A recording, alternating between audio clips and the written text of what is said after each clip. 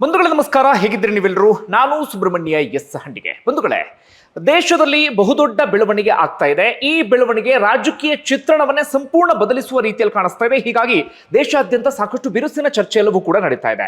ಹಾಗಾದ್ರೆ ಈಗ ಆಗ್ತಿರುವಂತಹ ಬದಲಾವಣೆ ಏನ್ ಚರ್ಚೆ ನಡೀತಾ ಇದೆ ಆ ವಿಚಾರವನ್ನು ಗಮನಿಸ್ತಾ ಹೋಗೋಣ. ಈಗಾಗಲೇ ನೀವು ಒಂದು ಸುದ್ದಿಯನ್ನ ಕೇಳ್ಪಟ್ಟಿರ್ತೀರಿ, ಒಂದಷ್ಟು ಜನಕ್ಕೆ ಕ್ಲಿಯರ್ ಆಗಿ ಅರ್ಥ ಆಗಿರುತ್ತೆ, ಇನ್ನೊಂದಷ್ಟು ಜನಕ್ಕೆ ಸರಿಯಾದ ರೀತಿಯಲ್ಲಿ ಅರ್ಥ ಆಗಿರೋದಿಲ್ಲ. ನೀವು ಕೇಳ್ತಿರುವಂತಹ ಸುದ್ದಿ ಏನು? ಲೋಕಸಭಾ ಕ್ಷೇತ್ರಗಳ ಸಂಖ್ಯೆ ಜಾಸ್ತಿ ಆಗ್ತಾ ಇದೆಯಂತೆ. ಈಗ 543 ಇದೆಯಲ್ಲ, ಅದು 850ಕ್ಕೆ ಹೆಚ್ಚಳ ಆಗುತ್ತಂತೆ. ನಮ್ಮ ರಾಜ್ಯಕ್ಕೆ ಬಂದ್ರೆ 224 ವಿಧಾನಸಭಾ ಕ್ಷೇತ್ರಗಳಿದ್ದಾವಲ್ಲ, ಅದು 336ಕ್ಕೆ ಹೆಚ್ಚಳ ಆಗುತ್ತಂತೆ. ಇನ್ನು ಮುಂದೆ ಲೋಕಸಭೆಗೆ ಹಾಗೆ ವಿಧಾನಸಭೆಗೆ ಹೋಗುವಂತ ಮಹಿಳೆಯರ ಸಂಖ್ಯೆ ಜಾಸ್ತಿ ಆಗುತ್ತಂತೆ. ಅಂದ್ರೆ 100 ಮಂದಿ ಶಾಸಕರು ಅಥವಾ ಸಂಸದರಿದ್ರೆ ಅದರಲ್ಲಿ 33 ಮಂದಿ ಮಹಿಳೆಯರೇ ಹೋಗ್ತಾರಂತೆ. ಇಂಥದ್ದೊಂದು ಚರ್ಚೆಯನ್ನ ಕೇಳ್ಪಟ್ಟಿರ್ತೀರಿ. ಅದರ ಜೊತೆಗೆ ನೀವು ಇನ್ನೊಂದು ವಿಚಾರವನ್ನು ಕೂಡ ಈಗಾಗಲೇ ಕೇಳೋದಿಕ್ಕೆ ಶುರು ಮಾಡ್ಕೊಂಡಿರ್ತೀರಿ. ಏನಂತ? ಈಗ ಆಗ್ತಿರುವಂತಹ ಬೆಳವಣಿಗೆಯಿಂದಾಗಿ ದಕ್ಷಿಣದ ರಾಜ್ಯಗಳಿಗೆ ಅನ್ಯಾಯ ಆಗುತ್ತಂತೆ, ದಕ್ಷಿಣದ ರಾಜ್ಯಗಳ ಧ್ವನಿ ಸಂಪೂರ್ಣವಾಗಿ ಅಡಗಿ ಹೋಗುತ್ತಂತೆ ಎನ್ನುವಂತ ರೀತಿಯಲ್ಲಿ. ಅದರ ಜೊತೆಗೆ ಈಗಿರುವಂತ ಆಡಳಿತಾರೂಢ ಬಿಜೆಪಿ ಮುಂದಿನ ಚುನಾವಣೆ ಮಾತ್ರ ಅಲ್ಲದೆ ಇನ್ನು ಸುದೀರ್ಘವಾಗಿ ದೇಶದಲ್ಲಿ ಆಡಳಿತದಲ್ಲಿ ಇರೋದಿಕ್ಕೆ ಏನೋ ಪ್ಲಾನ್ ಮಾಡ್ತಾ ಇದೆಯಂತೆ. ಅವರಿಗೆ ಬೇಕಾದ ರೀತಿಯಲ್ಲಿ ಕಾನೂನನ್ನು ರೂಪಿಸ್ತಾ ಇದ್ದಾರಂತೆ. ಇಂಥ ಒಂದಷ್ಟು ಚರ್ಚೆಗಳೆಲ್ಲವೂ ಕೂಡ ನಡೀತಾ ಇದೆ. ಏನೇನು ಅನ್ನೋದನ್ನ ಅತ್ಯಂತ ಸರಳವಾಗಿ ನಿಮಗೆ ಅರ್ಥ ಮಾಡಿಸುವಂತ ಪ್ರಯತ್ನವನ್ನ ನಾನು ಮಾಡ್ತಾ ಹೋಗ್ತೇನೆ. ಬಂಧುಗಳೇ, ನೀವು ಗಮನಿಸಿದ್ರಿ, ನಿನ್ನೆ 3 ಮಸೂದೆಗಳನ್ನ ಲೋಕಸಭೆಯಲ್ಲಿ ಮಂಡಿಸಲಾಯಿತು. ವಿಶೇಷ ಅಧಿವೇಶನವನ್ನ ಕರೆಯಲಾಗಿದೆ. ಸುದೀರ್ಘವಾಗಿ ಅಲ್ಲಿ ಚರ್ಚೆ ಎಲ್ಲವೂ ಕೂಡ ನಡೀತಾ ಇದೆ. ಇವತ್ತು ಸಂಜೆ 4 ಗಂಟೆಯ ಸುಮಾರಿಗೆ ಅದು ಮತದಾನಕ್ಕೂ ಕೂಡ ಬರುತ್ತೆ. ಅಲ್ಲೇನಾದ್ರೂ ಬೇಕಾದಷ್ಟು ಮತ ಸಿಕ್ತು ಅಂತಾದ್ರೆ ಈಗೇನು ಮಸೂದೆಯನ್ನ ಮಂಡನೆ ಮಾಡಿದ್ದಾರೆ ಅದಕ್ಕೆ ಕಾನೂನು ರೂಪ ಸಿಗುತ್ತೆ. ಅದು ಇದಕ್ಕೂ ಬರುತ್ತೆ, ಅಂದ್ರೆ ಕಾರ್ಯರೂಪಕ್ಕೂ ಕೂಡ ಬರುತ್ತೆ. ಮುಂದಿನ ದಿನಗಳಲ್ಲಿ ಆಯೋಗವೂ ಕೂಡ ರಚನೆ ಆಗುತ್ತೆ. ಆಯೋಗವನ್ನ ದೇಶದ ನಿವೃತ್ತ ಅಥವಾ ಹಾಲಿ ನ್ಯಾಯಮೂರ್ತಿಗಳು ಲೀಡ್ ಮಾಡ್ತಾರೆ. ಅದರಲ್ಲಿ ಒಂದಷ್ಟು ಮಂದಿ ಎಲ್ಲರೂ ಕೂಡ ಇರ್ತಾರೆ. ಅಂತ ಪ್ರಕ್ರಿಯೆಗಳೆಲ್ಲವೂ ಕೂಡ ನಡೀತಾ ಹೋಗುತ್ತೆ.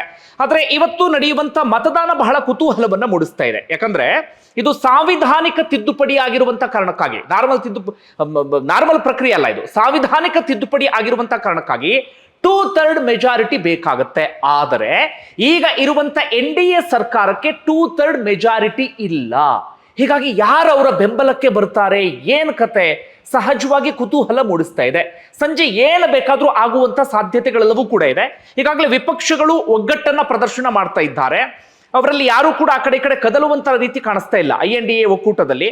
ಹೀಗಾಗಿ ಈ ಹಂತದ ಬೆಳವಣಿಗೆ ಗಮನಿಸ್ತಾ ಇದ್ರೆ ಇದರಲ್ಲಿ NDAಗೆ ಸೋಲಾಗುವಂತ ಲಕ್ಷಣಗಳು ಕಾಣಿಸ್ತಾ ಇದೆ. ಆದ್ರೆ ಕೊನೆಯ ಕ್ಷಣದಲ್ಲಿ ಏನು ಬೇಕಾದ್ರೂ ಆಗುವಂತ ಸಾಧ್ಯತೆ ಇದೆ. ಹೀಗಾಗಿ ಏನು ಅಂತ ಕಾದು ನೋಡ್ಬೇಕಾಗಿದೆ. ಇಲ್ಲಿ ಮಜಾ ಏನಪ್ಪಾ ಅಂದ್ರೆ, ಈಗ NDAಗೆ ಇಲ್ಲಿ ಸೋಲಾಯ್ತು ಅಂದ್ರೂ ಕೂಡ ಇವ್ರಿಗೆ ಚುನಾವಣೆಯಲ್ಲಿ ಪ್ಲಸ್ ಆಗತ್ತೆ. ಈಗ ತಮಿಳುನಾಡು ಮತ್ತೆ ಪಶ್ಚಿಮ ಬಂಗಾಳ ಚುನಾವಣೆ ನಡೀತಾ ಇದೆಯಲ್ಲ, ನಿನ್ನೆ ಸಂಸತ್ತಲ್ಲಿ ಪ್ರಧಾನಿ ನರೇಂದ್ರ ಮೋದಿ ಕೂಡ ಅದನ್ನೇ ಹೇಳಿದ್ದು. ನೀವೆಲ್ಲರೂ ಕೂಡ ಸೇರಿ ಇಲ್ಲಿ ನಮ್ಮನ್ನ ಸೋಲಿಸಿದ್ರಿ ಅಂದ್ರೂ ಕೂಡ ಚುನಾವಣೆಯಲ್ಲಿ ನಮಗದು ರಾಜಕೀಯ ಲಾಭ ಆಗುತ್ತೆ ಎನ್ನುವಂತ ರೀತಿಯಲ್ಲಿ. ಹೀಗಾಗಿ ವಿಪಕ್ಷಗಳು ಒಂದು ರೀತಿಯಲ್ಲಿ ಗೊಂದಲಕ್ಕೆ ಸಿಕ್ಕಾಕೊಂಡು ಬಿಟ್ಟಿದ್ದಾರೆ. ಒಂದು ಕಡೆಯಿಂದ ಇದನ್ನು ವಿರೋಧಿಸ್ತಾ ಇದ್ದಾರೆ, ಮತ್ತೊಂದು ಕಡೆಯಿಂದ ಇದು ಸೋಲಾಗುವ ರೀತಿಯಲ್ಲಿ ನಾವೇನಾದ್ರೂ ಮಾಡಿದ್ವಿ ಅಂತ ಆದ್ರೆ ಚುನಾವಣೆಯಲ್ಲಿ ಬಿಜೆಪಿ ಅದನ್ನು ಪ್ಲಸ್ ಮಾಡ್ಕೊಳ್ಬಹುದು ಎನ್ನುವ ರೀತಿಯಲ್ಲಿ. ಅಂದ್ರೆ ಚುನಾವಣೆಯಲ್ಲಿ ಬಿಜೆಪಿ ಹೇಗೆ ಪ್ರಚಾರ ಮಾಡುತ್ತೆ, ನಾವು ಮಹಿಳೆಯರಿಗೆ ಮೀಸಲಾತಿ ತರೋದಕ್ಕೆ ಹೊರಟಿದ್ವಿ, ಮಹಿಳಾ ಸಂಸದರು ಮತ್ತೆ ಶಾಸಕರ ಸಂಖ್ಯೆ ಜಾಸ್ತಿ ಆಗ್ಲಿ ಅಂತ ಪ್ರಯತ್ನವನ್ನ ಪಡ್ತಾ ಇದ್ವಿ, ಆದ್ರೆ ವಿಪಕ್ಷಗಳು ಅದಕ್ಕೆ ಅವಕಾಶವನ್ನ ಮಾಡಿಕೊಟ್ಟಿಲ್ಲ ನೋಡಿ ಎನ್ನುವ ರೀತಿಯಲ್ಲಿ ಪ್ರಚಾರವನ್ನ ಮಾಡಬಹುದು. ಅದು ಸಹಜವಾಗಿ ವಿಪಕ್ಷಗಳಿಗೆ ತಮಿಳುನಾಡು ಮತ್ತೆ ಪಶ್ಚಿಮ ಬಂಗಾಳದಲ್ಲಿ ಹೊಡೆತ ಬೀಳಬಹುದು ಎನ್ನುವಂತ ಆತಂಕವೂ ಕೂಡ ಇದೆ. ಹೀಗಾಗಿ ಇವತ್ತಿನ ಸಂಜೆಯ ಬೆಳವಣಿಗೆ ಸಹಜವಾಗಿ ಕುತೂಹಲ ಮೂಡಿಸ್ತಾ ಇದೆ. ಹಾಗಾದ್ರೆ ಈಗ ಕೇಂದ್ರ ಸರ್ಕಾರ ಮಾಡೋದಕ್ಕೆ ಹೊರಟಿರೋದು ಏನದು ಕಾನೂನು ಅನ್ನೋದನ್ನ ಚುಟುಕಾಗಿ ಸರಳವಾಗಿ ವಿವರಿಸ್ತಾ ಹೋಗ್ತೀನಿ, ಕೇಳ್ತಾ ಹೋಗಿ. ಏನು ವಿರೋಧ ಅನ್ನೋದನ್ನು ಕೂಡ ನಾವು ಗಮನಿಸ್ತಾ ಹೋಗೋಣ. ಬಂಧುಗಳೇ, ಒಟ್ಟಾರೆಯಾಗಿ 3 ಮಸೂದೆಗಳನ್ನ ಮಂಡನೆ ಮಾಡ್ತಾ ಇದ್ದಾರೆ. ಒಟ್ಟಾರೆ ಆಶಯ ಏನು ಅಂತಾದ್ರೆ ಮಹಿಳಾ ಮೀಸಲಾತಿಯನ್ನ 33% ಹೆಚ್ಚಳ ಮಾಡಬೇಕು ಅಂತ. ಪ್ರಪ್ರಥಮ ಬಾರಿಗೆ ಇವರು ಪ್ರಯತ್ನ ಪಡ್ತಾ ಇದ್ದಾರಾ? ಇಲ್ಲ. ಹಿಂದಿನ ಸರ್ಕಾರಗಳು ಕೂಡ ಬೇರೆ ಬೇರೆ ಸಂದರ್ಭದಲ್ಲಿ ಪ್ರಯತ್ನವನ್ನ ಪಟ್ಟಿದ್ದಾರೆ. ಆದ್ರೆ ಇಲ್ಲಿವರೆಗೂ ಕೂಡ ಅದು ಕಾರ್ಯರೂಪಕ್ಕೆ ಬರೋದಕ್ಕೆ ಸಾಧ್ಯ ಆಗಿಲ್ಲ. ಆದ್ರೆ ಈಗ ಸ್ವಲ್ಪ ಅದನ್ನ ಗಂಭೀರವಾಗಿ ಪ್ರಯತ್ನವನ್ನ ಪಡಲಾಗ್ತಾ ಇದೆ. ಮಹಿಳಾ ಮೀಸಲಾತಿ ಸಂಖ್ಯೆನ ಜಾಸ್ತಿ ಮಾಡಬೇಕು ಅಂತ ಹೇಳಿ. ನಮ್ಮ ದೇಶದಲ್ಲಿ ಮಹಿಳೆಯರು ಮತ್ತೆ ಪುರುಷರು ಅಂತ ಬಂದಾಗ 50-50 ಇದ್ದೀವಿ ನಾವು. ಆದ್ರೆ ಪುರುಷರ ಪ್ರಾತಿನಿಧ್ಯ ಜಾಸ್ತಿ ಇದೆ, ಮಹಿಳೆಯರ ಪ್ರಾತಿನಿಧ್ಯ ಕಡಿಮೆ ಇದೆ. ಈಗಲೇ ನಾವು ತೆಗೆದುಕೊಂಡ್ರೆ 74 ಸಂಸದರು ಮಾತ್ರ ಇದ್ದಾರೆ, ಮಹಿಳಾ ಸಂಸದರು. ಆದ್ರೆ ಈ 33% ಕೊಟ್ಟರು ಅಂತಾದ್ರೆ ಅವರ ಸಂಖ್ಯೆ ಜಾಸ್ತಿ ಆಗ್ತಾ ಹೋಗುತ್ತೆ. ಓಕೆ, ಒಂದು ಅರ್ಥ ಆಯ್ತು ಅನ್ಕೊಳ್ತೀನಿ ನಿಮಗೆ. 33% ಮಹಿಳಾ ಮೀಸಲಾತಿಯನ್ನು ತರಲಾಗ್ತಾ ಇದೆ.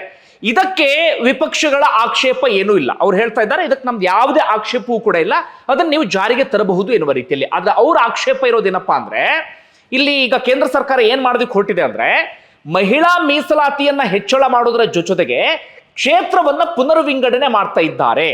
ಕ್ಷೇತ್ರವನ್ನ ಪುನರ್ವಿಂಗಡಣೆ ಮಾಡೋದಕ್ಕೂ ಕೂಡ ಸಮಸ್ಯೆ ಆಗೋದಿಲ್ಲ, ಆದರೆ ಕ್ಷೇತ್ರಗಳ ಸಂಖ್ಯೆ ಇದೀಗ ಹೆಚ್ಚಳ ಆಗ್ತಾ ಇದೆ. ಹೀಗಾಗಿ ವಿಪಕ್ಷಗಳ ಆರೋಪ ಏನಪ್ಪಾ ಅಂದ್ರೆ ಮಹಿಳಾ ಮೀಸಲಾತಿಯನ್ನ ಜಾಸ್ತಿ ಮಾಡ್ತಿದ್ದೀವಿ ಅನ್ನೋದು ಕೇವಲ ನೆಪ ಮಾತ್ರ. ಅದೊಂದು ನಿಮ್ದು ಕುರುಡು ನೆಪ. ಆದ್ರೆ ನಿಮ್ಮ ಪ್ಲಾನ್ ಇರೋದೇನು ಕ್ಷೇತ್ರಗಳ ಸಂಖ್ಯೆಯನ್ನ ಹೆಚ್ಚಳ ಮಾಡಬೇಕು ಎನ್ನುವಂತ ರೀತಿಯಲ್ಲಿ ಅಂತ ವಿಪಕ್ಷಗಳು ಇದೀಗ ಆರೋಪವನ್ನು ಮಾಡ್ತಾ ಇದ್ದಾವೆ. ಹೀಗಾಗಿ ಈಗೇನು 543 ಸಂಸದರಿದ್ದೀವಿ, ಅದರಲ್ಲಿ 33% ಮಹಿಳೆಯರಿಗೆ ಕೊಟ್ಟು ಬಿಡಿ ಅಂತ ವಿಪಕ್ಷಗಳು ಹೇಳ್ತಾ ಇದ್ದಾವೆ. ಆದ್ರೆ ಕೇಂದ್ರ ಸರ್ಕಾರ ಹೇಳ್ತಾ ಇದೆ ಹಾಗೆ ಮಾಡೋದಕ್ಕೆ ಆಗೋದಿಲ್ಲ. 543ರಲ್ಲಿ 33% ಮಹಿಳೆಯರಿಗೆ ಕೊಟ್ಬಿಟ್ವಿ ಅಂತಾದ್ರೆ, ಅಂದ್ರೆ ಹೇಗೆ ಅಂದ್ರೆ ನಿಮಗೆ ಈಗ 100ರಲ್ಲಿ 33 ಮಹಿಳೆಯರಿಗೆ ಮೀಸಲಾಗಿರುತ್ತಲ್ಲ, ಇನ್ನುಳಿದಂತೆ 77 ಇದೆಯಲ್ಲ, ಅದರಲ್ಲೂ ಕೂಡ ಮಹಿಳೆಯರ ಸ್ಪರ್ಧೆಯನ್ನು ಮಾಡಬಹುದು. ಅದರಲ್ಲಿ ಮಹಿಳೆಯರ ಸ್ಪರ್ಧೆಯನ್ನು ಮಾಡೋದಕ್ಕೆ ಸಾಧ್ಯವೇ ಇಲ್ಲ ಅಂತಲ್ಲ, ಅದರಲ್ಲೂ ಮಹಿಳೆಯರ ಸ್ಪರ್ಧೆಯನ್ನು ಮಾಡಬಹುದು. 33% ಅವರಿಗೆ ಮಾತ್ರ ಮೀಸಲಾಗಿರುತ್ತೆ. ಹೀಗಾಗಿ ಕೇಂದ್ರ ಹೇಳ್ತಾ ಇದೆ 543ರಲ್ಲೇ ನಾವು 33% ಮಹಿಳೆಯರಿಗೆ ಕೊಡ್ತೀವಿ ಅಂತಾದ್ರೆ ಆಗ ಪುರುಷರ ಪ್ರಾತಿನಿಧ್ಯ ಕಡಿಮೆ ಆಗುತ್ತೆ. ಹೀಗಾಗಿ ನಾವು ಅನಿವಾರ್ಯವಾಗಿ ಕ್ಷೇತ್ರಗಳ ಸಂಖ್ಯೆಯನ್ನು ಹೆಚ್ಚಳ ಮಾಡಲೇಬೇಕು ಅಂತ ಹೇಳಿ ಕೇಂದ್ರ ಸರ್ಕಾರ ಹೇಳ್ತಾ ಇದೆ. ಆದ್ರೆ ಇದಕ್ಕೆ ಇರುವಂತ ಸಮಸ್ಯೆ ಏನು, ವಿಪಕ್ಷಗಳ ಆಕ್ಷೇಪ ಏನು ಅಂತ ನಾವು ಗಮನಿಸ್ತಾ ಹೋಗೋದಾದ್ರೆ, ಮುಂದುಗಡೆ ಕ್ಷೇತ್ರಗಳ ಪುನರ್ವಿಂಗಡಣೆ ಅಥವಾ ಕ್ಷೇತ್ರಗಳ ಹೆಚ್ಚಳ ಇದು ಪ್ರಥಮ ಬಾರಿಗೆ ನಡೀತಾ ಇರೋದಲ್ಲ. ಕ್ಷೇತ್ರಗಳ ಪುನರ್ವಿಂಗಡಣೆ ಈಗಾಗಲೇ 5 ಬಾರಿ ಆಗಿ ಹೋಗಿದೆ. ನೀವು ಕೂಡ ಬೇರೆ ಬೇರೆ ಸಂದರ್ಭದಲ್ಲಿ ಗಮನಿಸಿರಬಹುದು.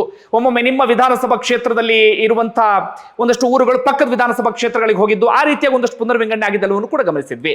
ಆದ್ರೆ ಕ್ಷೇತ್ರಗಳ ಸಂಖ್ಯೆ ಹೆಚ್ಚಳ ಹಿಂದೆಯೂ ಕೂಡ ಆಗಿದೆ. 1951-52ರಲ್ಲಿ ಪ್ರಪ್ರಥಮ ಬಾರಿ ಚುನಾವಣೆ ನಡೀತಲ್ಲ, ಅದಾದ ಬಳಿಕ ಕಾಲಕ್ಕೆ ತಕ್ಕ ಹಾಗೆ ಕ್ಷೇತ್ರಗಳ ಸಂಖ್ಯೆಯೂ ಕೂಡ ಹೆಚ್ಚಳ ಆಗ್ತಾ ಹೋಗಿದೆ. ಅಂದ್ರೆ ಜನಸಂಖ್ಯೆ ಜಾಸ್ತಿ ಆಗ್ತಿದ್ದ ಹಾಗೆ ಕ್ಷೇತ್ರಗಳ ಸಂಖ್ಯೆ ಜಾಸ್ತಿ ಆಗಿದೆ. ನಮ್ಮ ಸಂವಿಧಾನ ಅದನ್ನೇ ಹೇಳುತ್ತೆ, ಜನಸಂಖ್ಯೆ ಜಾಸ್ತಿ ಆಗ್ತಿದ್ದ ಹಾಗೆ ಆ ಜನಸಂಖ್ಯೆಗೆ ತಕ್ಕ ಹಾಗೆ ಪ್ರತಿನಿಧಿಗಳು ಕೂಡ ಇರಬೇಕು. ಹೀಗಾಗಿ ಕ್ಷೇತ್ರಗಳ ಸಂಖ್ಯೆಯೂ ಕೂಡ ಜಾಸ್ತಿ ಆಗಬೇಕು ಎನ್ನುವ ರೀತಿಯಲ್ಲಿ. ಅದರ ಸಮಸ್ಯೆ ಏನಾಯ್ತು ಅಂದ್ರೆ, ಈ 1970-80ರ ದಶಕದ ಸಂದರ್ಭದಲ್ಲಿ ಜನಸಂಖ್ಯೆ ನಿಯಂತ್ರಣ ಕಾನೂನನ್ನು ತರಲಾಯಿತು, ಕುಟುಂಬ ಕಲ್ಯಾಣ. ನಿಮ್ಮೆಲ್ಲರಿಗೂ ಕೂಡ ಗೊತ್ತಾ ಇದೆ. ಅಂದ್ರೆ ಅದನ್ನ ಕಟ್ಟುನಿಟ್ಟಾಗಿ ಫಾಲೋ ಮಾಡಬೇಕು ಅಂತ ಹೇಳಿ ಸೂಚನೆಯನ್ನು ಕೊಡಲಾಯಿತು. ಆದ್ರೆ ಉತ್ತರ ಭಾರತದಲ್ಲಿ ಅದ್ಯಾವುದು ಕೂಡ ಸರಿಯಾದ ರೀತಿಯಲ್ಲಿ ಫಾಲೋ ಆಗಲಿಲ್ಲ. ಉದಾಹರಣೆಗೆ ಉತ್ತರ ಪ್ರದೇಶ, ಬಿಹಾರ ಇಂತಹ ರಾಜ್ಯಗಳಲ್ಲಿ, ಅದ್ರೂ ಕೂಡ ಭೀಮಾರು ರಾಜ್ಯಗಳಲ್ಲಿ. ಆದ್ರೆ ದಕ್ಷಿಣದ ರಾಜ್ಯಗಳಲ್ಲಿ ಕಟ್ಟುನಿಟ್ಟಾಗಿ ಅದನ್ನ ಫಾಲೋ ಮಾಡಲಾಯಿತು. ತಮಿಳುನಾಡು, ಕರ್ನಾಟಕ, ಕೇರಳ, ಆಂಧ್ರ ಪ್ರದೇಶ ಇಂಥ ರಾಜ್ಯಗಳಲ್ಲಿ ಕಟ್ಟುನಿಟ್ಟಾಗಿ ಫಾಲೋ ಮಾಡಲಾಯಿತು. ಹೀಗಾಗಿ ನಮ್ಮಲ್ಲಿ ಏನಾಗಿದೆ ಅಂದ್ರೆ ಜನಸಂಖ್ಯೆ ಹೆಚ್ಚಳ ಆಗಿಲ್ಲ. ಅದೇ ಉತ್ತರ ಭಾರತದಲ್ಲಿ ಜನಸಂಖ್ಯೆ ವಿಪರೀತ ಅಂದ್ರೆ ವಿಪರೀತ ಹೆಚ್ಚಳ ಆಗ್ಬಿಟ್ಟಿದೆ. ಹೀಗಾಗಿ 1976ರ ಸಂದರ್ಭದಲ್ಲಿ ಇಂದಿರಾ ಗಾಂಧಿ ಏನ್ ಮಾಡ್ತಾರೆ, ಆಗ ಕ್ಷೇತ್ರಗಳ ಸಂಖ್ಯೆಯನ್ನ 543ಕ್ಕೆ ಹೆಚ್ಚಳ ಮಾಡಿ ಅವ್ರು ಹೇಳ್ತಾರೆ 2001ರವರೆಗೆ, ಅಂದ್ರೆ ಒಂದು 25 ವರ್ಷಗಳ ಕಾಲ, 2001-2ರವರೆಗೆ ನಾವಿದನ್ನ ಇಲ್ಲಿಗೆ ಫ್ರೀಸ್ ಮಾಡ್ತಾ ಇದ್ದೀವಿ, ಸಂವಿಧಾನಕ್ಕೆ ತಿದ್ದುಪಡಿಯನ್ನು ತರ್ತಾ ಇದ್ದೀವಿ ಅಂತ ಹೇಳಿ. ಯಾಕಂದ್ರೆ ಅದರ ನಡುವೆ ನೀವೇನಾದ್ರೂ ಕ್ಷೇತ್ರಗಳ ಸಂಖ್ಯೆಯನ್ನು ಜಾಸ್ತಿ ಮಾಡೋದಕ್ಕೆ ಹೋಗ್ಬಿಟ್ರೆ ದಕ್ಷಿಣದ ರಾಜ್ಯಗಳಿಗೆ ಅನ್ಯಾಯ ಆಗಿಬಿಡುತ್ತೆ. ಜನಸಂಖ್ಯೆಯ ಆಧಾರದ ಮೇಲೆ ನಾವು ಕ್ಷೇತ್ರಗಳನ್ನು ಹೆಚ್ಚಳ ಮಾಡಿದಾಗ ಅಲ್ಲಿ ಕ್ಷೇತ್ರಗಳ ಸಂಖ್ಯೆ ಜಾಸ್ತಿ ಆಗೋದಿಲ್ಲ. ಅದೇ ಉತ್ತರ ಭಾರತದಲ್ಲಿ ಜಾಸ್ತಿ ಆಗುತ್ತೆ. ಹೀಗಾಗಿ 2001-2ರವರೆಗೆ ಫ್ರೀಸ್ ಮಾಡ್ತಿದ್ದೀವಿ ಅಂತ ಹೇಳಿ. ಅದಾದ ಬಳಿಕ 2001-2ರ ಸಂದರ್ಭದಲ್ಲಿ ವಾಜಪೇಯಿ ನೇತೃತ್ವದ ಸರ್ಕಾರ ಇತ್ತು. ಅವರಾಗ ಕ್ಷೇತ್ರಗಳನ್ನು ಹೆಚ್ಚಳ ಮಾಡಬೇಕಾಗಿತ್ತು. ಆದ್ರೆ ವಾಜಪೇಯಿ ಕೂಡ ಅಂಥದ್ದೇ ನಿರ್ಧಾರಕ್ಕೆ ಬರ್ತಾರೆ, ಇಲ್ಲ ನಾವು ಇದನ್ನ ಮತ್ತೆ 25 ವರ್ಷ ಫ್ರೀಸ್ ಮಾಡ್ತಾ ಇದ್ದೀವಿ, ನಾವು ಕ್ಷೇತ್ರಗಳ ಸಂಖ್ಯೆನ ಹೆಚ್ಚಳ ಮಾಡೋದಕ್ಕೆ ಹೋಗೋದಿಲ್ಲ ಅಂತ ಹೇಳಿ. ಯಾಕಾಗಿ? ಜನಸಂಖ್ಯೆಯ ಆ ಅನುಪಾತ ಇತ್ತಲ್ಲ, ಅದರಲ್ಲಿ ಉತ್ತರ ಭಾರತದಲ್ಲಿ ಜಾಸ್ತಿನೇ ಆಗ್ತಾ ಇದೆ, ಆದ್ರೆ ದಕ್ಷಿಣ ಭಾರತದಲ್ಲಿ ಜನಸಂಖ್ಯೆ ಕಡಿಮೆನೇ ಆಗ್ತಾ ಇದೆ. ಹೀಗಾಗಿ ದಕ್ಷಿಣ ಭಾರತಕ್ಕೆ ಮತ್ತೊಮ್ಮೆ ಅನ್ಯಾಯ ಆಗುತ್ತೆ ಎನ್ನುವಂತ ರೀತಿಯಲ್ಲಿ. ಅದಾದ ನಂತರ 25 ವರ್ಷ ಅಂದ್ರೆ ಈಗ 2026. ಎಲ್ಲರೂ ಏನ್ ನಿರೀಕ್ಷೆ ಮಾಡ್ತಾ ಇದ್ರು, ಈಗಾಗಲೇ ಜನಗಣತಿ ಆರಂಭ ಆಗ್ತಾ ಇದೆ. 2027ರ ಸಂದರ್ಭದಲ್ಲಿ ಜನಗಣತಿಯ ವರದಿ ಬರಬಹುದು. ಹೀಗಾಗಿ ಎಲ್ಲರೂ ಅಂದುಕೊಳ್ತಾ ಇದ್ರು 2027ರಲ್ಲಿ ಜನಗಣತಿಯ ವರದಿಯ ಆಧಾರದ ಮೇಲೆ ಕ್ಷೇತ್ರಗಳನ್ನ ಹೆಚ್ಚಳ ಅಥವಾ ಪುನರ್ವಿಂಗಡಣೆ ಮಾಡಲಾಗುತ್ತೆ ಎನ್ನುವಂತ ರೀತಿಯಲ್ಲಿ. ಆದ್ರೆ ಮೋದಿ ಸರ್ಕಾರ ಯಾವಾಗಲೂ ಹೇಳ್ತಿರ್ತೀವಲ್ಲ, ಮಾಸ್ಟರ್ ಸ್ಟ್ರೋಕ್ ಎನ್ನುವ ರೀತಿಯಲ್ಲಿ ಅವರು ದಿಢೀರಾಗಿ ಹೇಳಿಬಿಡ್ತಾರೆ, ಇಲ್ಲ ನಾವು ಅಲ್ಲಿವರೆಗೆ ಕಾಯೋದಿಲ್ಲ, ಅಲ್ಲಿವರೆಗೆ ಕಾಯ್ತಾ ಇದ್ದೀವಿ ಅಂದ್ರೆ ಪ್ರಕ್ರಿಯೆ ಇನ್ನೂ ಜಾಸ್ತಿ ಆಗೋದಕ್ಕೆ ಶುರುವಾಗುತ್ತೆ. 2029ರ ಸುಮಾರಿಗೆ ನಾವು ಮಹಿಳಾ ಮೀಸಲಾತಿಯನ್ನು ಜಾರಿಗೆ ತಂದ ಹಾಗಾಗೋದಿಲ್ಲ. ಹೀಗಾಗಿ ಮಹಿಳಾ ಮೀಸಲಾತಿಯನ್ನು ನಾವು ಹೆಚ್ಚಳ ಮಾಡಲೇಬೇಕಾಗಿದೆ. ಮಹಿಳಾ ಮೀಸಲಾತಿಯನ್ನು ಹೆಚ್ಚಳ ಮಾಡಬೇಕು ಅಂತಾದ್ರೆ ಕ್ಷೇತ್ರಗಳ ಸಂಖ್ಯೆಯನ್ನು ಕೂಡ ನಾವು ಅನಿವಾರ್ಯವಾಗಿ ಹೆಚ್ಚಳವನ್ನ ಮಾಡಲೇಬೇಕಾಗಿದೆ. ಹೀಗಾಗಿ ನಾವು ಈಗಲೇ ಸಂಸತ್ ಅಧಿವೇಶನವನ್ನ ಕರಿತಾ ಇದ್ದೀವಿ, ಮಂಡನೆ ಮಾಡ್ತಾ ಇದ್ದೀವಿ, ಚರ್ಚೆ ಮಾಡ್ತೀವಿ, ಕಾನೂನನ್ನ ಜಾರಿಗೆ ತರ್ತೀವಿ ಅಂತ ಹೇಳಿ ಕೇಂದ್ರ ಸರ್ಕಾರ ಹೇಳ್ತಾ ಇದೆ. ನಿಮಗೆ ಇಲ್ಲಿವರೆಗೆ ಕ್ಲೀನ್ ಆಗಿ ಅರ್ಥ ಆಯಿತು ಅಂತ ನಾನು ಅಂದ್ಕೊಳ್ತೀನಿ. ಈಗ ಹಾಗಾದ್ರೆ ವಿಪಕ್ಷಗಳ ಆಕ್ಷೇಪ ಏನು, ವಿಪಕ್ಷಗಳ ಆರೋಪ ಏನು? ಆರೋಪ ನಂಬರ್ 1 ಇದ್ದಿದ್ದೇನು, ಈಗ ಅವರು ಮತ್ತೆ ಅದನ್ನೇ ಹೇಳ್ತಾ ಇದ್ದಾರೆ. ಅಂದ್ರೆ ಲೇಟೆಸ್ಟ್ ಆಗಿ ಜನಗಣತಿ ನಡೆದಿದ್ದು ಯಾವಾಗ? 2011ರ ಸಂದರ್ಭದಲ್ಲಿ. ಈಗ ಕ್ಷೇತ್ರಗಳ ಹೆಚ್ಚಳವನ್ನ ಮಾಡಬೇಕು ಅಂತಾದ್ರೆ ಅಥವಾ ಪುನರ್ವಿಂಗಡಣೆನ ಮಾಡಬೇಕು ಅಂತಾದ್ರೆ ಆ ಆಧಾರದ ಮೇಲೆ, 2011ರಲ್ಲಿ ಜನಗಣತಿ ಆಗಿತ್ತಲ್ಲ, ಅದರ ಆಧಾರದ ಮೇಲೆ ಮಾಡಬೇಕಾಗತ್ತೆ. ಆ ಆಧಾರದ ಮೇಲೆ ನೀವು ಮಾಡಿದ್ರಿ ಅಂತಾದ್ರೆ ಮತ್ತೊಮ್ಮೆ ದಕ್ಷಿಣದ ರಾಜ್ಯಗಳಿಗೆ ಅನ್ಯಾಯ ಆಗುತ್ತೆ. ಯಾಕಂದ್ರೆ ದಕ್ಷಿಣದಲ್ಲಿ ಜನಸಂಖ್ಯೆ ಕಡಿಮೆ. ಆ ಜನಸಂಖ್ಯೆ ಆಧಾರದ ಮೇಲೆ ಮಾಡಿದ್ರಿ ಅಂತಾದ್ರೆ ನಮಗೆ ಲೋಕಸಭಾ ಕ್ಷೇತ್ರಗಳ ಸಂಖ್ಯೆ ಕಡಿಮೆ ಸಿಗುತ್ತೆ. ಇದರಿಂದ ಆಗುವಂತ ಸಮಸ್ಯೆ ಏನು? ಉದಾಹರಣೆಗೆ ಈಗಲೂ ಇರುವಂತ ಒಂದು ಪ್ರತೀತಿ ಏನ್ ಹೇಳಿ, ಉತ್ತರ ಪ್ರದೇಶದಲ್ಲಿ ಯಾರು ಅತಿ ಹೆಚ್ಚು ಕ್ಷೇತ್ರಗಳನ್ನ ಗೆಲ್ತಾರೋ ಅವರೇ ಅಧಿಕಾರಕ್ಕೆ ಬರ್ತಾರೆ ಎನ್ನುವಂತ ಪ್ರತೀತಿ ಇದೆ. ಕಳೆದ ಲೋಕಸಭಾ ಚುನಾವಣೆಯಲ್ಲಿ ಬಿಜೆಪಿಗೆ ಉತ್ತರ ಪ್ರದೇಶದಲ್ಲಿ ಹೆಚ್ಚು ಸ್ಥಾನಗಳನ್ನು ಗೆದ್ದುಕೊಳ್ಳೋಕೆ ಸಾಧ್ಯ ಆಗಲಿಲ್ಲ ಬೇರೆ ಬೇರೆ ಕಾರಣಗಳಿಗಾಗಿ. ಹೀಗಾಗಿ ಅವರು ಏಕಾಂಗಿಯಾಗಿ ಅಧಿಕಾರವನ್ನು ಹಿಡಿಯಕ್ಕಾಗಲಿಲ್ಲ, ಬೇರೆ ಬೇರೆಯವ್ರ ಮೇಲೆ ಅವರು ಡಿಪೆಂಡ್ ಆಗಿದ್ದಾರೆ, ನಿಮ್ಮೆಲ್ಲರಿಗೂ ಕೂಡ ಗೊತ್ತಿರುವಂತ ವಿಚಾರವೇ. ಈಗ ಜನಸಂಖ್ಯೆಯ ಆಧಾರದ ಮೇಲೆ ಮಾಡಿದ್ರು ಅಂತಾದ್ರೆ ಉತ್ತರ ಪ್ರದೇಶದಲ್ಲಿ ಕ್ಷೇತ್ರಗಳ ಸಂಖ್ಯೆ ವಿಪರೀತ ಅಂದ್ರೆ ವಿಪರೀತಕ್ಕೆ ಹೋಗಿಬಿಡುತ್ತೆ. 2011 ಜನಸಂಖ್ಯೆ ಆಧಾರದ ಮೇಲೆ ಮಾಡಿದ್ರೆ, ಉದಾಹರಣೆ ನಾನು ನಿಮಗೆ ಕೊಡ್ತೀನಿ. 2011 ಜನಸಂಖ್ಯೆ ಆಧಾರದ ಮೇಲೆ ಆದ್ರೂ ಉತ್ತರ ಪ್ರದೇಶದಲ್ಲಿ ಈಗ 80 ಇದೆಯಲ್ಲ ಈಗಿನ ಸ್ಥಾನ, ಅವ್ರದ್ದು 138ಕ್ಕೆ ಹೋಗ್ಬಿಡುತ್ತೆ. 80ಇಂದ 138ಕ್ಕೆ ಹೋಗ್ಬಿಡುತ್ತೆ. ಆಗ ಉತ್ತರ ಪ್ರದೇಶದಲ್ಲಿ ಯಾರು ಗೆಲ್ತಾರೆ ಅವರೇ ಬಾಸ್ ಎನ್ನುವ ಹಂತಕ್ಕೆ ಹೋಗ್ಬಿಡ್ತಾರೆ. ಕೇವಲ ಉತ್ತರ ಪ್ರದೇಶ ಮಾತ್ರ ಅಲ್ಲ, ಬಿಹಾರ 40 72 ಆಗುತ್ತೆ, ರಾಜಸ್ಥಾನ 25 47 ಆಗುತ್ತೆ, ಮಧ್ಯಪ್ರದೇಶ 29 50 ಆಗಿಬಿಡುತ್ತೆ, ಮಹಾರಾಷ್ಟ್ರ 48 78 ಆಗಿಬಿಡುತ್ತೆ. ಜನಸಂಖ್ಯೆಯ ಆಧಾರದ ಮೇಲೆ ಏನಾದರೂ ಈ ರೀತಿಯಾಗಿ ಮಾಡಿಬಿಟ್ರೆ ಆ ಉತ್ತರ ಭಾರತದ ಹಿಂದಿ ಬೆಲ್ಟ್ ಅಂತ ಏನ್ ಕರಿತೀವಿ ಅಲ್ಲೊಂದು 4-5 ರಾಜ್ಯಗಳಲ್ಲಿ ಆರಾಮಾಗಿ ಗೆದ್ಕೊಂಡು ಬಿಟ್ರೆ, 4-5 ರಾಜ್ಯಗಳನ್ನ ಕಾನ್ಸಂಟ್ರೇಷನ್ ಮಾಡಿಬಿಟ್ರೆ ಆರಾಮಾಗಿ ಅಧಿಕಾರಕ್ಕೆ ಬಂದು ಬಿಡಬಹುದು. ಆಗ ಆಗುವಂತ ಸಮಸ್ಯೆ ಏನ್ ಹೇಳಿ, ಅದು ಬಿಜೆಪಿ ಆಗಿರ್ಲಿ ಅಥವಾ ಯಾವುದೇ ಪಕ್ಷ ಆಗಿರ್ಲಿ, ದಕ್ಷಿಣದ ಕಡೆಗೆ ಅವರು ಗಮನವನ್ನೇ ಕೊಡೋದಿಲ್ಲ. ದಕ್ಷಿಣ ಸಂಪೂರ್ಣವಾಗಿ ತಾತ್ಸಾರ ಮನೋಭಾವ ಬಂದ್ಬಿಡುತ್ತೆ. ಕೇವಲ ಆ ಕಡೆ ಮಾತ್ರ ಅವರು ಗಮನವನ್ನು ಕೊಡ್ತಾರೆ. ಯಾಕಂದ್ರೆ ಆ ಕಡೆ ಮಾತ್ರ ಗೆದ್ರೆ ಅವರು ಅಧಿಕಾರವನ್ನು ಹಿಡಿಯೋದಿಕ್ಕೆ ಸಾಧ್ಯ ಇಲ್ಲ, ಹಾಗಾಗ್ಬಿಡುತ್ತೆ. ಅದೇ ಜನಸಂಖ್ಯೆ ಆಧಾರದ ಮೇಲೆ ಇನ್ನೊಂದು 2 ರಾಜ್ಯದ ಉದಾಹರಣೆ ಕೊಡ್ತೀನಿ. ನೀವು ಕೇರಳ ಅಂತ ತೆಗೆದುಕೊಂಡ್ರೆ 20 ಇದೆಯಲ್ಲ, ಜನಸಂಖ್ಯೆ ಆಧಾರದ ಮೇಲೆ ಅವರೇನಾದ್ರು ಕ್ಷೇತ್ರಗಳ ಸಂಖ್ಯೆ ಹೆಚ್ಚಳ ಮಾಡಿದ್ರೆ ಬರೀ 23 ಆಗ್ಬಿಡುತ್ತೆ. ಎಷ್ಟು? 20 ಬರೀ 23 ಆಗ್ಬಿಡುತ್ತೆ. ಆಂಧ್ರ ಪ್ರದೇಶ 25 ಬರೀ 34 ಆಗ್ಬಿಡುತ್ತೆ. ತೆಲಂಗಾಣ 17 ಬರೀ 24 ಆಗ್ಬಿಡುತ್ತೆ. ಇದು ಮೊದಲ ಆಕ್ಷೇಪ. ಈಗ ಜನಸಂಖ್ಯೆ ಆಧಾರದ ಮೇಲೆ ಮಾಡಿದ್ರೆ ಸಹಜವಾಗಿ ದಕ್ಷಿಣದ ರಾಜ್ಯಗಳಿಗೆ ಅನ್ಯಾಯ ಆಗುತ್ತೆ, ಅದರಲ್ಲಿ ಯಾವುದೇ ಡೌಟ್ ಇಲ್ಲ. ಈಗಲೇ ನಾವು ಹೇಳ್ತಾ ಇದ್ದೀವಿ, ನಮಗೆ ಸಿಗಬೇಕಾದಂತ ತೆರಿಗೆ ಬಾಲ್ ಸಿಗ್ತಾ ಇಲ್ಲ, ನಾವು ಬರೀ ತೆರಿಗೆ ಕಟ್ತಾ ಇದ್ದೀವಿ, ಆದ್ರೆ ಉತ್ತರ ಭಾರತದವರು ಅದನ್ನು ಅನುಭವಿಸ್ತಿದ್ದಾರೆ ಎನ್ನುವಂತ ರೀತಿಯಲ್ಲಿ ನಿಜವಾಗ್ಲೂ ದಕ್ಷಿಣದವರಿಗೆ ಇದರಿಂದ ಸಮಸ್ಯೆ ಆಗುತ್ತೆ. ದಕ್ಷಿಣದವರಿಗೆ ಟ್ಯಾಕ್ಸ್ ನಲ್ಲಿ ನಿಜವಾಗ್ಲೂ ಅನ್ಯಾಯ ಆಗುತ್ತೆ. ಒಂದು ವಿಚಾರ. ಮತ್ತೊಂದು ಏನಾಗ್ಬಿಡುತ್ತೆ ಅಂದ್ರೆ, ದೇಶಕ್ಕೆ ಸಂಬಂಧಪಟ್ಟಾಗ ಏನೋ ನಿರ್ಧಾರವನ್ನ ತೆಗೆದುಕೊಳ್ಬೇಕು ಅಂತಾದ್ರೆ ದಕ್ಷಿಣದವರ ಧ್ವನಿಯೇ ಇಲ್ಲದಾಗ್ಬಿಡುತ್ತೆ. ನಮ್ಮ ಮಾತು ಯಾರು ಕೇಳ್ತಾರೆ? ಉತ್ತರದವ್ರು ಏನ್ ಹೇಳ್ತಾರೆ ಅವ್ರು ಹೇಳಿದ್ದೆ ಜೈ. ಯಾಕಂದ್ರೆ ಸಂಸದರ ಸಂಖ್ಯೆ ಜಾಸ್ತಿ ಇರುತ್ತೆ. ಅವ್ರು ಏನ್ ಹೇಳ್ತಾರೆ ಅವ್ರದ್ದೇ ಜೈ, ಅವ್ರು ಹೇಳಿದ್ದೆ ಕಾನೂನು, ಅವ್ರು ಹೇಳಿದ್ದೆ ನೀತಿ ನಿಯಮ ಎಲ್ಲವೂ ಕೂಡ ಆಗಿಬಿಡುತ್ತೆ. ಆದ್ರೆ ಈಗ ಕೇಂದ್ರ ಹೇಳ್ತಾ ಇರೋದೇನು, ನಾವು ಜನಸಂಖ್ಯೆಯನ್ನ ಇಲ್ಲಿ ಪರಿಗಣನೆ ತೆಗೆದುಕೊಳ್ಳೋದಿಲ್ಲ, ನಾವು ಏಕರೂಪವಾಗಿ ಒಂದು ನಿಯಮವನ್ನು ರೂಪಿಸ್ತೀವಿ. ಏನಂತ? ಪ್ರತಿ ರಾಜ್ಯಗಳಲ್ಲೂ ಕೂಡ 50% ಏರಿಕೆಯನ್ನ ಮಾಡಿಬಿಡ್ತೀವಿ ಎನ್ನುವಂತ ರೀತಿಯಲ್ಲಿ. ಹೇಗೆ? ಕರ್ನಾಟಕದಲ್ಲಿ ಈಗ 28 ಸಂಸದರಿದ್ದಾರಲ್ಲ, 50% ಅಂದ್ರೆ 28ರಲ್ಲಿ 14 ಜನ ಆಗ್ತಾರೆ. 28 + 14 ಅಲ್ಲಿಗೆ 42 ಆಗುತ್ತೆ.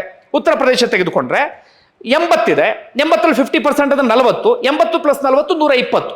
ಜನಸಂಖ್ಯೆ ಆಧಾರದ ಮೇಲೆ ಆದ್ರೆ ಅವ್ರಿಗೆ 138 ಆಗುತ್ತೆ. ಅದೇ 50% ಅಂತ ಆದ್ರೆ ಬರೀ 120 ಆಗುತ್ತೆ. ನಾವು ಇದನ್ನು ಮಾಡೋದಕ್ಕೆ ಹೊರಟಿದ್ದೀವಿ, ಯಾರಿಗೂ ಕೂಡ ನಾವು ಅನ್ಯಾಯವನ್ನ ಮಾಡ್ತಾ ಇಲ್ಲ ಅಂತ ಹೇಳಿ ಈಗ ಕೇಂದ್ರ ಸರ್ಕಾರ ಹೇಳ್ತಾ ಇದೆ. ಈ ಆಧಾರದ ಮೇಲೆ ಮಾಡಿದ್ರೆ ಯಾರಿಗೆ ಹೇಗೆ ಅನ್ಯಾಯ ಆಗುತ್ತೆ ಎನ್ನುವಂತ ರೀತಿಯಲ್ಲಿ ಮತ್ತದಕ್ಕೆ ವಿಪಕ್ಷಗಳು ಆಕ್ಷೇಪವನ್ನು ತೆಗಿತಿದ್ದಾವೆ. ಈಗೇನೋ ಹೇಳ್ತಿದ್ದೀರಿ, ಅದಾದ ಬಳಿಕ ಮತ್ತೊಮ್ಮೆ ಅನ್ಯಾಯ ಮಾಡುವಂತ ಸಾಧ್ಯತೆ ಇದೆ, ನಿಮ್ಮ ಕುತಂತ್ರ ಬುದ್ಧಿಯನ್ನು ತೋರಿಸುವಂತ ಸಾಧ್ಯತೆ ಇದೆ, ನಿಮಗೆ ಹೇಗೆ ಬೇಕೋ ಹಾಗೆ ಲಾಭ ಮಾಡಿಕೊಳ್ಳುವಂತ ಸಾಧ್ಯತೆ ಇದೆ. ಹೀಗಾಗಿ ಈ ರೀತಿಯಲ್ಲೂ ಕೂಡ ವಿಪಕ್ಷಗಳು ಇದೀಗ ಆಕ್ಷೇಪವನ್ನು ತೆಗಿತಾ ಇದ್ದಾವೆ. ಒಟ್ಟಾರೆಯಾಗಿ ಅವರೆಲ್ಲರೂ ಹೇಳ್ತಿರೋದೇನು, ದಕ್ಷಿಣದ ರಾಜ್ಯಗಳಿಗೆ ಅನ್ಯಾಯ ಆಗುತ್ತೆ ಅಂತ ಹೇಳಿ. ದಕ್ಷಿಣದಲ್ಲಿ ಬಿಜೆಪಿಗೆ ಹೇಳಿಕೊಳ್ಳುವಂತ ಅಸ್ತಿತ್ವ ಇಲ್ಲ, ಅವರಿಗೆ ಅಸ್ತಿತ್ವ ಇರೋದೇ ಹಿಂದಿ ಬೆಲ್ಟ್ಗಳಲ್ಲಿ ಅಥವಾ ಉತ್ತರ ಭಾರತದಲ್ಲಿ. ಹೀಗಾಗಿ ಉತ್ತರ ಭಾರತ ಕಡೆ ಗಮನವನ್ನು ಕೊಡ್ತಾ ಇದ್ದಾರೆ. ದಕ್ಷಿಣ ಏನಾದ್ರೂ ಆಗ್ಲಿ ಎನ್ನುವ ರೀತಿಯಲ್ಲಿ ಅವ್ರು ಮಾಡ್ತಿದ್ದಾರೆ ಎನ್ನುವ ರೀತಿಯಲ್ಲಿ ವಿಪಕ್ಷಗಳು ಹೇಳ್ತಾ ಇದ್ದಾವೆ. ನಿಮಗೆಲ್ಲ ನೀಟಾಗಿ ಅರ್ಥ ಆಯ್ತು ಅಂತ ಅನ್ಕೊಳ್ತೀನಿ. ಮಹಿಳಾ ಮೀಸಲು ಅದೇ ರೀತಿಯಾಗಿ ಇದು ಸಂಬಂಧಪಟ್ಟ ಹಾಗೆ ಅದೇ ರೀತಿಯಾಗಿ ಏನಾದ್ರೂ ಆಯ್ತು ಅಂತ ಆದ್ರೆ 545 ಇದ್ದು 850ಕ್ಕೆ ಹೋಗುತ್ತೆ. 815 ಒಟ್ಟಾರೆಯಾಗಿ ರಾಜ್ಯಗಳಲ್ಲಿ, ಬೇರೆ ಬೇರೆ ರಾಜ್ಯಗಳಲ್ಲಿ, ಇನ್ನುಳಿದಿದ್ದು ಕೇಂದ್ರಾಡಳಿತ ಪ್ರದೇಶದಲ್ಲಿ 35, ಒಟ್ಟಾರೆಗೆ 850ಕ್ಕೆ ಹೋಗುತ್ತೆ. ನಮ್ಮ ರಾಜ್ಯ ಅಂತ ಬಂದ್ರೆ 224 ಇದ್ದು 336ಕ್ಕೆ ಹೆಚ್ಚಳ ಆಗುತ್ತೆ. ಅದು ಬಹುದೊಡ್ಡ ರಾಜಕೀಯ ಬದಲಾವಣೆ ಅಥವಾ ರಾಜಕೀಯ ಚಿತ್ರಣವನ್ನು ಬದಲಿಸುತ್ತೆ ಅಂದ್ರೂ ಕೂಡ ತಪ್ಪಾಗ್ಲಿಕ್ಕಿಲ್ಲ. ಕಾರಣ ಬರೋಬ್ಬರಿ 50 ವರ್ಷದ ಬಳಿಕ ಇಂಥದ್ದೊಂದು ನಿರ್ಧಾರವನ್ನ ಇದೀಗ ತೆಗೆದುಕೊಳ್ಳಲಾಗ್ತಾ ಇದೆ. ಈ ನಿರ್ಧಾರ ಇದೀಗ ಕಾರ್ಯರೂಪಕ್ಕೆ ಬರಬೇಕು ಅಂತಾದ್ರೆ ಇವತ್ತು ಸಂಜೆವರೆಗೆ ಕಾದು ನೋಡಬೇಕಾಗಿದೆ. ಸಂಜೆ ಯಾವ ರೀತಿಯಾದಂಥ ಬೆಳವಣಿಗೆ ಆಗುತ್ತೆ ಎನ್ನುವಂಥ ರೀತಿಯಲ್ಲಿ ಸಹಜವಾಗಿ ಎಲ್ರಿಗೂ ಕೂಡ ಕುತೂಹಲವನ್ನು ಮೂಡಿಸಿದೆ. ವಿಪಕ್ಷಗಳ ನಿರ್ಧಾರಕ್ಕೆ ಸಂಬಂಧಪಟ್ಟ ಹಾಗೆ ವಿಪಕ್ಷಗಳು ಯಾವ ರೀತಿಯಾಗಿ ಏನ್ ಹೇಳ್ತವೆ, ಯಾವ ರೀತಿ ಡಿಸಿಷನ್ ತೆಗೆದುಕೊಳ್ತಾರೆ ಎನ್ನುವಂಥ ರೀತಿಯಲ್ಲಿ ನೋಡೋಣ. ಏನಾಗುತ್ತೆ ಕಾದ್ ನೋಡೋಣ. ಒಟ್ಟಾರೆಗೆ 33% ಮಹಿಳಾ ಮೀಸಲಾತಿ, 850ರಲ್ಲಿ 33% ಮಹಿಳೆಯರು ಅಂದ್ರೆ ಲೆಕ್ಕ ಹಾಕಿ ಎಷ್ಟಾಗ್ತಾರೆ ಅಂತ, 270-75 ಆಸುಪಾಸಿಗೆ ಬಂದ್ಬಿಡ್ತಾರೆ. ಅಂದ್ರೆ ಅಷ್ಟು ಜನ ಮಹಿಳೆಯರು ಸಂಸತ್ತಿಗೆ ಹೋಗಿ ಶುರು ಮಾಡ್ಬಿಡ್ತಾರೆ. ಅಂದ್ರೆ ಅದಕ್ಕಿಂತ ಜಾಸ್ತಿನೂ ಆಗ್ಬಹುದು. ಯಾಕಂದ್ರೆ ಮೀಸಲಾತಿ ಅಷ್ಟಿದೆ, ಇನ್ನು ಪ್ರತ್ಯೇಕವಾಗಿರುತ್ತಲ್ಲ ಅದರಲ್ಲೂ ಕೂಡ ಅವ್ರು ಸ್ಪರ್ಧೆಯನ್ನು ಮಾಡೋದಕ್ಕೆ ಅವಕಾಶ ಇದೆ. ಒಟ್ಟಾರೆ ಬಂಧುಗಳೇ, ನಿಮ್ಗೆ ಏನ್ ಅನ್ಸುತ್ತೆ ಕಮೆಂಟ್ ಬಾಕ್ಸ್ ಅಲ್ಲಿ ಮೆನ್ಷನ್ ಮಾಡಿ. ಧನ್ಯವಾದ ವಿಡಿಯೋ ನೋಡಿದ್ದಕ್ಕಾಗಿ.